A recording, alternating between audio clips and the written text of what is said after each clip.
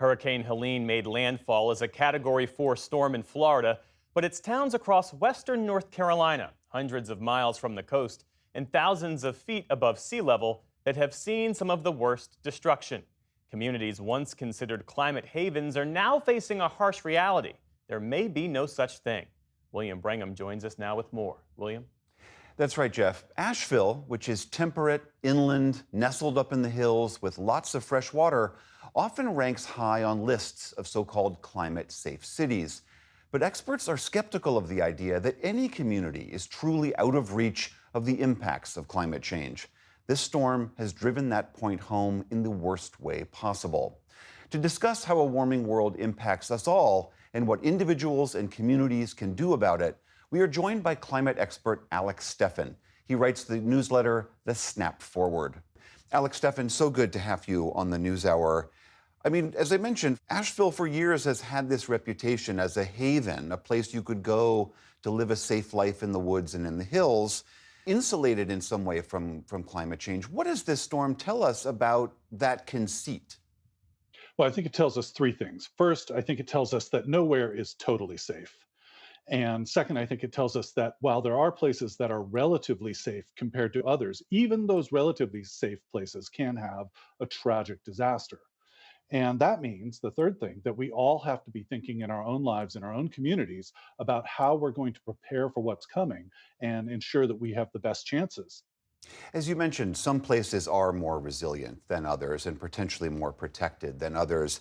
But do you think it's even a wrong question for people to be thinking about moving to a place that is quote unquote safe from climate change? Well, the way I like to talk about it when I teach classes and do talks is that the thing we want to think about most is moving away from risk. There are places that we know for sure have very high and rising risks. There are places that have fewer risks, and I think that if you live in a really dangerous, vulnerable place, moving is in fact probably the best thing you can do. And I think millions of people in America will be moving over the next couple decades. I mean, as you're talking, I'm thinking about, apart from the human toll that these disasters cause, there are so many embedded assumptions made in where we live. The houses people buy, the mortgages that banks give, the businesses that are bought and run. I mean, it seems those places, those are all done with an assumption of certainty, and this seems to call all of that into question. Absolutely. We built these great lives for the needs we had in the past, and we have, thriving communities, and folks have homes, and we have businesses and infrastructure that were all built for how the world worked a couple decades ago. But the world doesn't work that way anymore. So there's been a discontinuity. What we're used to thinking about, what we thought we knew, how we act, and our expertise, all that is up in the air now because now we need to think and act in new ways. That's a really hard thing for people to get their heads around. Right. In fact, the data, I think, indicates that people, rather than doing what you're suggesting, moving away from risk, are in fact moving into risk. They may not be doing it intentionally, but they're moving to areas that we know are more and more dangerous.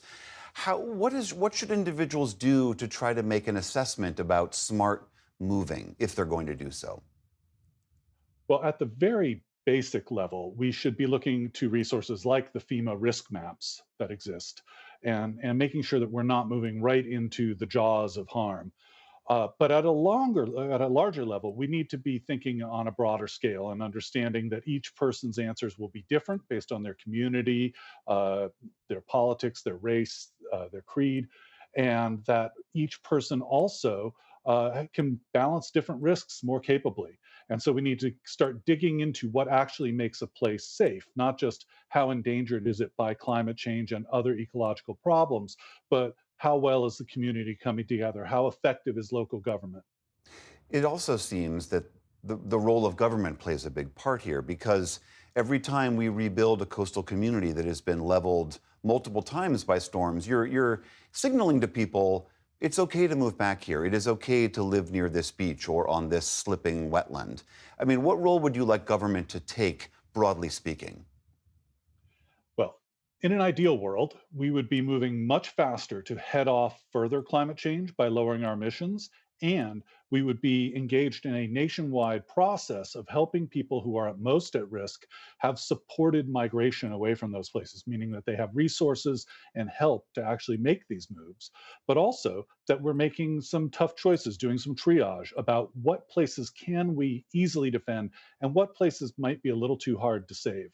And unfortunately, we are at that point in things. We can't save everything. So we've got to be smart about where we put our dollars. Right now, we're not even being smart at all. We're not barely doing anything. So we need to do a lot better. Right, and it does seem like the incentives are running completely in the wrong direction, that it's very difficult for a local leader to say no to those new housing permits and tax revenues out of concern for this, what's often thought of as a future risk.